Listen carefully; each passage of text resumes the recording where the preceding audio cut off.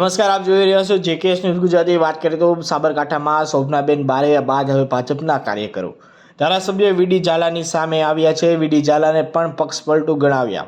વીડી ઝાલાની વિરુદ્ધમાં ભાજપ કાર્યકરો આપશે આવેદનપત્ર। શનિવારના રોજ સવારે 11 કલાકે આપશે આવેદનપત્ર। જિલ્લા પંચાયતના પૂર્વ કારોબારી અધ્યક્ષ વનરાજસિંહ પરમારનું જાહેરમાં અપમાન કરવા બદલ આપશે આવેદનપત્ર। વનરાજસિંહ પરમાર જૂના જનસંઘના કાર્યકર હોય અને ભાજપના કાર્યકર્તાઓને ખેસ અને ટોપી પહેરી 11 કલાકે હાજર રહેવા આહવાન કર્યું છે। જિલ્લા ભાજપ કાર્યાલય ખાતે વીડી ઝાલા સામે આપશે આવેદનપત્ર। જેકેએસ ન્યૂઝ સાથે અશોક નાઈ, સાબરકાંઠા।